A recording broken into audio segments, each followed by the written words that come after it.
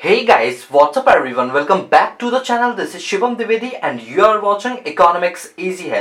दोस्तों आप जानते हैं जैसे हमारा चैप्टर नंबर 17 चल रहा है जिसमें टैक्स स्ट्रक्चर इन इंडिया की हम बात कर रहे हैं। उसके अंदर हम बात करने वाला आज अपने पास रिवर्स चार्ज मैकेनिज्म की कि रिवर्स चार्ज मैकेनिज्म क्या होता है। दोस्तों इसको समझने के लिए ना ये जो जीएसटी का एक टॉपिक है जिसको हम शॉर्ट में आरसीएम बोलते हैं, इसको समझने के लिए आपको ना पहले बेस समझना पड़ेगा। देखो अभी जितनी भी हम क्लासेस ले रहे हैं उसमें हम पढ़ क्या रहे जानते हो, जीएसटी के रिगार्डिंग, और हम देख रहे हैं कितनी खूबसूरती के साथ ये जीएसटी का जो लॉ है वो यहाँ पर बनाए गए जिससे इकोनॉमी को बहुत बेनिफिट पहुंचेगा। चलो मैं आपको बेनिफिट में एक बेनिफिट बता दूं जिसका नाम है आरसीएम।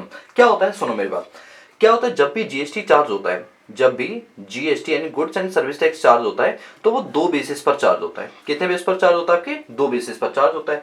एक जिसको हम बोलते हैं फॉरवर्ड चार्ज, क्या बोलते हैं एक को? Forward charge. और एक को हम अपने पास बोलते हैं रिवर्स चार्ज। क्या नाम देते हैं एक को? रिवर्स चार्ज का नाम देते हैं। सर ये क्या होते हैं? चलो मैं आपको बताता हूं एक एक करके। फॉरवर्ड चार्ज का मतलब क्या होता है कि लेट सपोज कि एक प्रोवाइडर है, गुड्स का प्रोवाइडर है, गुड्स कह लो, मैं G/S लिख रहा हूं, गुड्स और सर्विस कोई भी हो सकता है। गुड्स एंड सर्विसेज का प्रोवाइडर है। प्रोवाइडर वो व्यक्ति होता है जो आपको गुड्स दे रहा है या सर्विसेज दे रहा है, ठीक है। और हम लोग कौन है? हम लोग हैं गुड्स या फिर सर्विस रिसीटेंट, जिन्होंने इनकी क्या लिए? सर्विस ली है। अरे सिंपल भाषा में बोलूं, ये बायर है जिसने इनकी सर्विस को हायर किया है या गुड्स को लिया है, और ये कौन है? आपका सेलर है, यानी जिसने गुड्स को दिया है। अच्छा एक बात बताओ, इन जनरल जब यहाँ पर सेलर बायर को गुड्स बेचेगा तो जीएसटी कौन चार्ज करता है? प्रैक्टिकली बताओ, अगर आप लोगों को बताओ। सर ऑब्वियस सी बात है, कैसी आप बात कर रहे हो, सैलरी तो चार्ज करेगा। बिल्कुल सही कहा आप लोगों ने कि जीएसटी कौन चार्ज करेगा? जीएसटी यहाँ पर सेलर चार्ज करेगा। और पे कौन करेगा जीएसटी को? जीएसटी को पे कौन करेगा? आपका कौन पे करेगा? बायर पे करेगा। ये जो मैकेनिज्म होता है इसी मैकेनिज्म को बोलते हैं फॉरवर्ड चार्ज। फॉरवर्ड चार्ज का मतलब हुआ कि जो सही तरीका है, मतलब सेलर चार्ज करेगा और बायर उसकी पेमेंट करेगा। ये नॉर्मल पेमेंट होती है, इसमें कोई दिक्कत वाली बात नहीं होती, और इस मैकेनिज्म को बोलते हैं अपने पास फॉरवर्ड चार्ज मैकेनिज्म। क्या बोलते हैं? Forward charge mechanism. लेकिन कुछ केसेस में उल्टा हो जाता है। सर उल्टा मतलब क्या हो जाता है? कुछ केसेस में ऐसा होता है कि जो गुड्स और सर्विस का प्रोवाइडर है ना, ये जीएसटी चार्ज ही नहीं करता, ये जीएसटी चार्ज ही नहीं करता, बल्कि कौन चार्ज करता है? जो गुड्स एंड सर्विसेज का कौन है? रिसीडेंट है वो। सर ऐसा तो कभी हमने नहीं देखा कि बायर जो है वो जीएसटी लगा रहा है और बायर ही खुद पे भी कर रहा हो। ऐसा कभी आपने देखा? लेकिन ऐसा होता है, कुछ केसेस ऐसे होते हैं जहां पर क्या होता है, सेलर जीएसटी चार्ज नहीं करता, बल्कि जीएसटी कौन चार्ज करता है? बायर। मैं यहां पर लिख देता हूं, जीएसटी चार्ज कौन करता है? बायर करता है। और जीएसटी को पे भी बायर ही कर देता है। पे भी कौन कर देता है? बायर ही कर देता है। मतलब सेलर ना तो जीएसटी चार्ज करता है, ना ही उसके बिहाफ पे गवर्नमेंट को पे करता है। यानी हमने जो रिस्पॉन्सिबिलिटी, ध्यान देना, जो रिस्पॉन्सिबिलिटी किसकी थी? देखो पेबल इसमें क्या, लेकिन गवर्नमेंट को कौन जमा कराएगा? सैलरी तो प्रोवाइड कर जमा करवाएगा, लेकिन हमने ये दोनों की दोनों रिस्पॉन्सिबिलिटी किसके ऊपर डाल दी? सर्विस रिसिपिएंट के ऊपर डाल दी। यानी जस्ट इस रूल का हमने अपोजिट कर दिया। उस चार्ज को हम बोलते हैं रिवर्स चार्ज। क्या बोलते हैं? Reverse charge. सर नहीं, आप तो ये गलत बता रही हो, क्योंकि हमने तो कभी पढ़ा ही नहीं इसके बारे में। हम तो यही पढ़ते आ रहे हैं कि अगर हम किसी से माल खरीदने के लिए आते तो हम बायर हुए और सेलर हम पे जीएसटी लगाता है, हम जीएसटी की पेमेंट करते हैं, और जो जीएसटी का पैसा है वो सेलर गवर्नमेंट को महीने के एंड में जाके जमा करा देता है। बिल्कुल सही कहा आप लोगों ने। आपने आज जितने भी काम किए वो सारे फॉरवर्ड चार्ज पर काम किए, लेकिन जीएसटी की खूबसूरती ही है कि उसने एक नया सिस्टम बनाया जिसको बोलते हैं RCM, रिवर्स चार्ज मैकेनिज्म। क्या नाम दिया? Reverse charge mechanism. अब मैं आपको डिफरेंट डिफरेंट केसेस बताऊंगा जिसमें हम आरसीएम लगाते हैं, यानी रिवर्स चार्ज लगाते हैं, जिसमें जो सर्विस रिसीडेंट है या गुड्स का रिसीडेंट है वो जीएसटी चार्ज भी करेगा और वही जीएसटी पे भी करेगा। देखो बायर जीएसटी पे कर रहा है, इसमें तो कोई सोचने वाली बात ही नहीं है, लेकिन चार्ज भी वही कर रहा है, ये सोचने वाली बात है। यानी जो सेलर का काम था वो कौन कर रहा है? बायर कर रहा है। तो मैं आपको बताऊंगा रिवर्स चार्ज जो है वो किन किन जगहों पर यहाँ पर लगाया जाता है। तो आपको बता दूं, यहाँ पर हमारा जो सीजीएसटी एक्ट सेक्शन 9 सबसेक्शन 3 है उसके तहत लगाया जाता है, जो कि दो चीजों पर लगता है। ध्यान देना, दो चीजें क्या क्या है आपकी। एक तो आपका आरसीएम लगे गुड्स के केस में, मतलब मैं आपको गुड्स का केस अलग पढ़ाऊंगा और सर्विसेज का केस मैं आपको अलग से पढ़ाऊंगा। जो आपकी सर्विसेज का केस है वो मैं आपको अलग से पढ़ाऊंगा, ठीक है। चलो मैं आपको ना सबसे पहले गुड्स के बारे में बताता हूँ कि गुड्स के केस में आरसीएम कैसे लगता है। नंबर 1, आरसीएम पहला केस होता है जिसमें गुड्स के केस में लगता है, दैट इज एग्रीकल्चरल प्रोडक्ट। अच्छा एग्रीकल्चर प्रोडक्ट में भी कौन कौन सी चीज होगी? चलो मैं एक काम करता हूं, आपको ऐसे समझाता हूं। लेट सपोज कि ये फार्मर है, ठीक है, एक फार्मर है और ये है less Lay's chips private limited, Lay's chips private limited. अच्छा मुझे एक बात बताओ, आप ध्यान से सुन के, सोच कर बताना। फार्मर ने क्या किया, अपने पास कुछ क्रॉप्स उगाई, फार्मर ने अपने पास कुछ क्रॉप्स उगाई और फार्मर ने उस क्रॉप को किसको बेच दिया, लेस कंपनी को बेच दिया। ऑब्वियसली इसने पोटैटो वगैरह उगाया होगा और लेस कंपनी को बेच दिया ताकि वो उसको चिप्स बना के बेच दे। ऐसा काम होता नहीं क्या? हाँ बिल्कुल होता है। अच्छा एक बात बताओ, इसमें हमारा सर्विस प्रोवाइडर या गुड्स का प्रोवाइडर कौन है? सर फार्मर है। तो क्या मैं इस फार्मर को सेलर बोल सकता हूँ? यस सर, बिल्कुल आप सेलर बोल सकते हो। और जो कंपनी है ये कौन है? सर ये कंपनी तो आपकी एक बायर है जिसने फार्मर से क्या किया, गुड्स खरीदा। तो अगर हम फॉरवर्ड चार्ज लगाएं, फॉरवर्ड चार्ज मैकेनिज्म देखें, तो फॉरवर्ड चार्ज के हिसाब से सेलर को जीएसटी चार्ज करना चाहिए। आपको क्या लगता है फार्मर जीएसटी चार्ज करेगा? फार्मर इतना बड़ा इंसान है कि वो जीएसटी लगा सके? भाई साहब उसे दो की रोटी मिल जाए वही बड़ी बात है। जीएसटी मैकेनिज्म में तो कभी नहीं आना चाहेगा। और बात बिल्कुल सही है सर, आप बिल्कुल सही बोल रहे हो। तो अब आप बताओ, क्या ऐसे में मैं फॉरवर्ड चार्ज लगा सकता हूं? सोच कर देखो, क्या फॉरवर्ड चार्ज यानी सेलर जीएसटी चार्ज करके इनसे जीएसटी लेकर गवर्नमेंट को जमा करा पाएगा फार्मर? सर नहीं करा पाएगा। तो ऐसे में गवर्नमेंट का रेवेन्यू लॉस नहीं होगा। सोच के देखो, ऐसे भारत में आप जानते हो मोर देन 75% पॉपुलेशन हमारे एग्रीकल्चर पर ही बेस्ड है। तो क्या भारत के अंदर यहाँ पर जीएसटी का लॉस होगा नहीं होगा? सर बिल्कुल जीएसटी का तो दबा के लॉस होगा। तो क्या गवर्नमेंट ऐसा होने देगी? सर बिल्कुल नहीं होने देगी। तो गवर्नमेंट ने बोला कि बायर तुम्हारी रिस्पॉन्सिबिलिटी है कि तुम जीएसटी खुद चार्ज करोगे अपनी खरीद पर और तुम ही जीएसटी गवर्नमेंट को क्या करोगे, पे करोगे। तो बताओ आपको समझ आए कि आरसीएम किस केस पर लगता है? जब कोई सर्विस प्रोवाइडर जो हमारा सप्लायर है वो कौन है, फार्मर है, और बायर कोई भी रजिस्टर्ड पर्सन हो सकता है। मैं रिपीट कर दूं, हमारा सेलर कौन है, फार्मर है जो एग्रीकल्चर की एक्टिविटी कर रहा है, और बायर कौन है, बायर हमारा एक रजिस्टर्ड पर्सन है, यानी ये जीएसटी में रजिस्टर्ड है। तो सर एक बात बताओ, आरसीएम सिर्फ उन्हीं चीजों पर लगता होगा ना जहां पर एक रजिस्टर्ड है और एक अनरजिस्टर्ड है। अरे वाह, आप तुम समझ गए चीजों को। यानी आरसीएम वहां लगता है जहां पर एक पार्टी क्या आपकी रजिस्टर्ड है और दूसरी पार्टी क्या है, अनरजिस्टर्ड है। तभी आप आरसीएम के फंडे के अंदर आओगे, अदरवाइज आरसीएम के फंडे में आप नहीं आओगे। ठीक है, और उसमें भी कौन सा केस होगा, फार्मर का। अच्छा सर, क्या इसमें कोई क्रॉप वगैरह डिसाइड कर रखी है गवर्नमेंट ने कि उस पर आरसीएम लगे? बिल्कुल सही काम। मैं आपको बताता हूँ फार्मर किन किन चीजों को यहाँ पर सप्लाई कर सकता है। फार्मर जैसे मैं आपको यहाँ पर लिस्ट बना देता हूँ, कैश्यू, ठीक है, कैश्यू हो गया, नट्स हो गए, ठीक है, नट्स हो गए, बीड़ी रैपर्स हो गए, बीड़ी के जो रैपर्स आते हैं ना जो पत्तियों के अंदर आते हैं, ठीक है, वो रैपर्स हो गए उनको। और लीव्स होगी, तेंदू लीव्स, तेंदू लीव्स होगी, पत्तियां होती है तेंदू की, वो होगी। तंबाकू लीव्स होगी, तंबाकू जो वो चिलम मिलम नहीं बनता जिससे, तो तंबाकू की लीव्स होगी यहाँ पर। इसके बाद ये चीजें हो गई। तो फार्मर के ये आइटम यहाँ पर क्या हो जाता है, कवर होते हैं, जिन पर क्या लगता है, आरसीएम लगता है। अच्छा आप कभी कभी आपने ऐसा सोचा होगा सर ऐसा भी कुछ हो सकता है? देखो गवर्नमेंट ने कितना डीपली सोचा, अगर गवर्नमेंट ने ना आरसीएम बनाया होता तो फार्मर तो जीएसटी चार्ज ही नहीं करता। हमारे देश में कितने सारे ऐसे फार्मर है जो बड़ी बड़ी कंपनियों को प्रोडक्ट बेचते हैं, जैसे बासमती राइस हो गया, इंडिया गेट राइस हो गया, आपके अंकल चिप्स हो गए, लेज हो गई, ये सारी कंपनियां क्या करती है, फार्मर से एग्रीमेंट कर लेती है कि इतने किलो पोटैटो जो है आप हमें सर्व करोगे। तो ऐसे में तो गवर्नमेंट का कितना बड़ा लॉस होता है। तो गवर्नमेंट ने बोला चलो फार्मर की रिस्पॉन्सिबिलिटी यानी सेलर की रिस्पॉन्सिबिलिटी किस पे शिफ्ट कर देंगे, हम बायर पे शिफ्ट कर देंगे और अपनी जीएसटी का कलेक्शन लेते रहें, क्योंकि अगर भारत में टैक्स नहीं आएगा तो इकोनॉमी को चला पाना हमारे लिए बहुत ज्यादा मुश्किल हो जाएगा। पता है, मैं इसीलिए जीएसटी को डिटेल में पढ़ा लूं ताकि आप ये जान सको कि गवर्नमेंट ने एक जगह नहीं छोड़ी जहां से टैक्स की कलेक्शन ना हो पाए, और अगर कहीं पर लगता है गवर्नमेंट को कि टैक्स नहीं कलेक्ट हो पाएगा तो गवर्नमेंट ने मैकेनिज्म ही ऐसा बना लिया कि वो अपने आप अल्टीमेटली क्या हो जाएगा, कलेक्ट होता रहेगा। दूसरा यहां पर बोला गया, दूसरा अगर मैं आपको बताऊं तो दूसरा क्या बोला है कि जैसे लेट सपोज कि एक मैन्युफैक्चरर है। अब मैं दूसरा केस बता रहा हूं किसमें, आरसीएम है। लेट सपोज कि एक मैन्युफैक्चरर है, वो मैन्युफैक्चरर किस चीज का है, वो मैन्युफैक्चरिंग करता है सिल्क यार्न की, सिल्क यार्न, वो रेशम के कीड़े होते हैं ना उनकी करता है, या सिल्क वॉर्म की करता है, मतलब कीड़े या सिल्क के जितने भी होते हैं।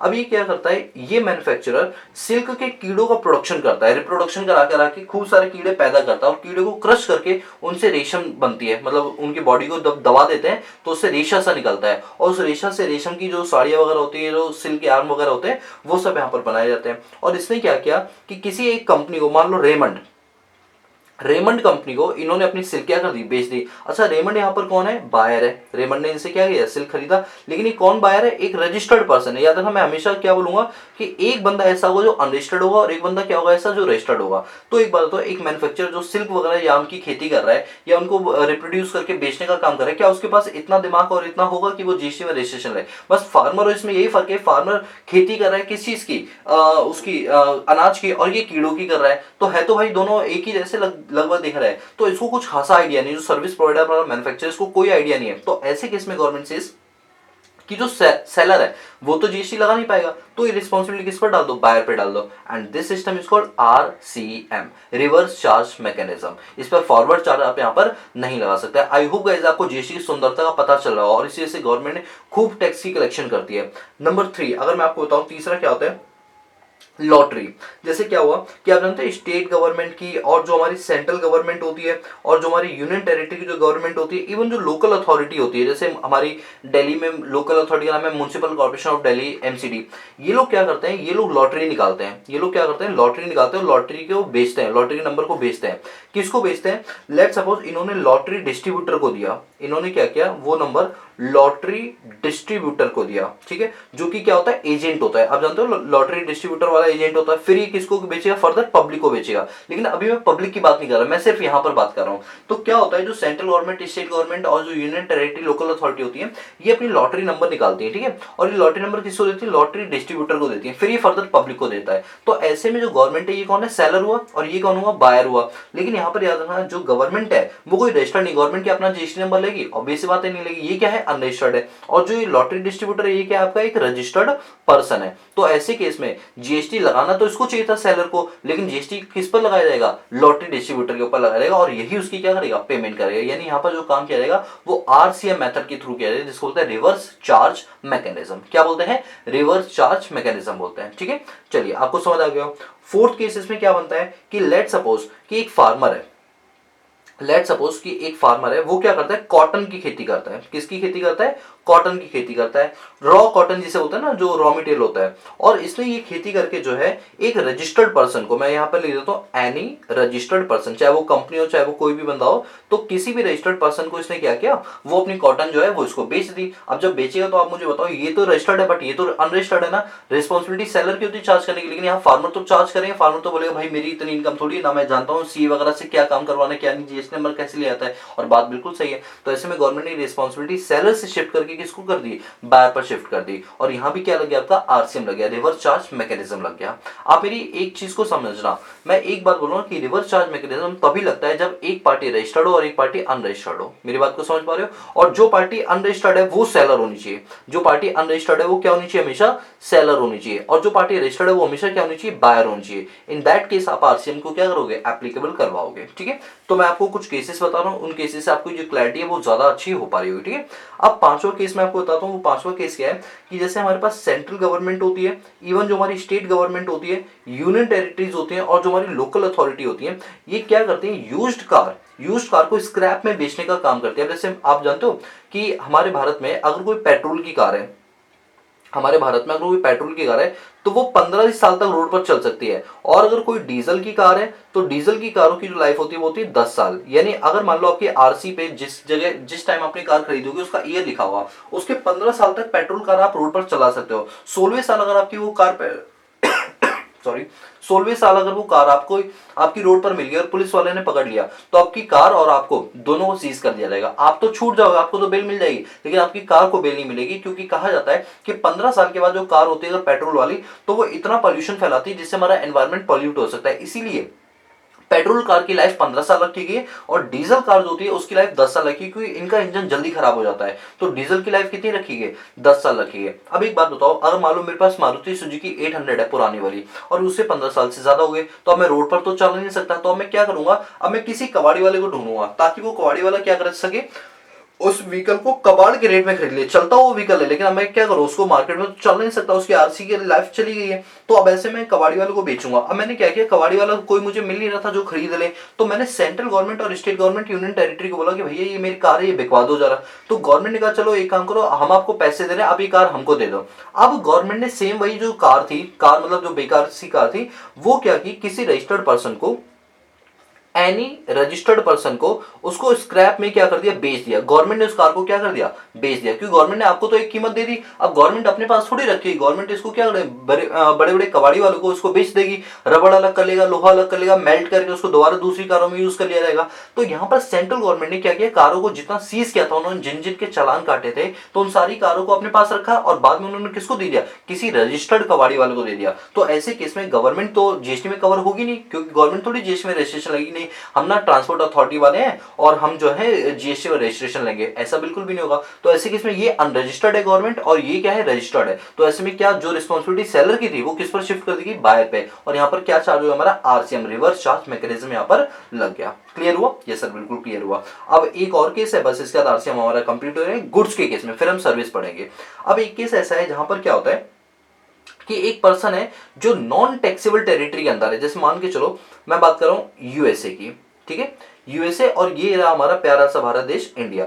हमने क्या किया, यूएसए को बोला कि भैया ऐसा यूएसए वाले तुम हमारे यहाँ पर क्या करो, वे प्रोटीन भेजो, वे प्रोटीन, WHEY, वे प्रोटीन। ज्यादातर क्या होता है जो जिम वाले लोग होते हैं ना वो वे प्रोटीन खाना पसंद करते हैं। वे बिल्कुल प्योर प्रोटीन होता है, मिलता है भी भाई साहब उसका डब्बा, अगर आप 1.5 किलो प्रोटीन लोगे तो 6000 का डब्बा पड़ेगा वो आपको, वे प्रोटीन ओरिजिनल वाला जो यूएस में बनता है। अब यूएस से क्या हुआ, मान लो 100 डब्बे हमारे पास कहाँ रहे, इंडिया में आ रहे हैं, यानी एक तरह से इंडिया के लिए क्या हुआ सर, एक तरह से अगर हम देखें तो इंडिया के लिए क्या है, इम्पोर्ट है, और अमेरिका वालों के लिए क्या है, ये एक्सपोर्ट है। अच्छा अब एक बात बताओ, क्या अमेरिका वाला बंदा जीएसटी में रजिस्टर्ड होगा? सर कैसी बात करो, अमेरिका के लॉ अलग है, इंडिया के लॉ अलग है, बिल्कुल सही कहा। तो हमारे लिए अमेरिका जो है वो क्या है, अनरजिस्टर्ड डीलर है, वो क्या है, अनरजिस्टर्ड, और हम कौन है सर, हम तो रजिस्टर्ड है। तो ऐसे केस में क्या, अब एक बात हो, यहाँ पर अमेरिका वाला क्या है सर, अमेरिका वाला तो सेलर है जो अपना माल बेच रहा है, और हम कौन है, बायर। अगर हम अपने पास फॉरवर्ड चार्ज में देखें तो सेलर जीएसटी चार्ज करता है और वो उसकी पेमेंट करता है गवर्नमेंट को, लेकिन करते तो बायर है लेकिन वो इस अपने पास रख के फिर गवर्नमेंट को पे कर देता है। तो जीएसटी किसको लगाना चाहिए, सेलर को।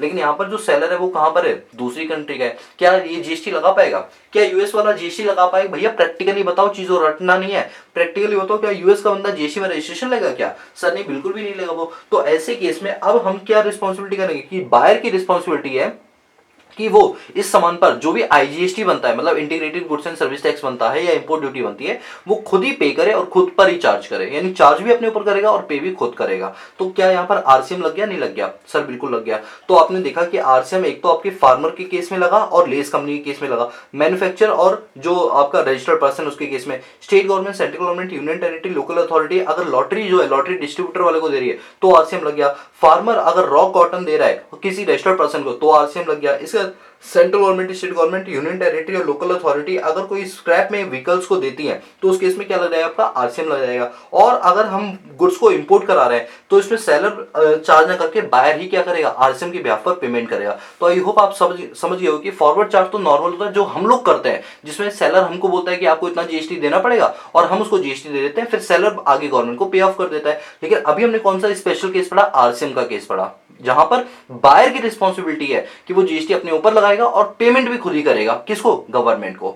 तो ये बात समझ ली। तो मैंने आपको अभी कौन सा केस करा दिया, मैंने अभी बातों बातों में मजाक के अंदर आपको मैंने गुड्स पूरा कंप्लीट करा दिया कि गुड्स के केस में कैसे आरसीएम लगता है। देख लो दोस्तों, जितना किसी कंट्री का लॉ अच्छा होगा ना उतना ही ईज ऑफ डूइंग बिजनेस में हमारी रैंक अच्छी आएगी। दोस्तों आपको पता ही होगा 2020 के अंदर हमारी जो रैंक थी वो 63वीं रैंक थी, 63rd रैंक थी, जो कहीं किसी जमाने में 86 हुआ करती थी। सोच के देखो, हमने 86 से डायरेक्टली जंप कहां मारा, 63 पे मारा। क्यों? क्योंकि हमारे यहाँ पर जीएसटी है। जीएसटी का मैकेनिज्म इतना अच्छा है कि बड़े बड़े इंपोर्टर को वो अपने यहाँ पर अट्रैक्ट करता है कि आओ इंडिया में बैठकर काम करो, क्योंकि आप इंडिया में काम करोगे तो जीएसटी लॉ आपके लिए इतना बेहतरीन तरीके से बनाया गया है कि आपको बिजनेस करने में बहुत आसानी होगी। अभी हमारा जो सपना है वो टॉप 10 में आने का है, कि हम टॉप 10 के अंदर आ जाए, और वो तभी आएंगे जब जीएसटी के थोड़े से जो लूप होल है उनको और अच्छे से सुधार देंगे तब।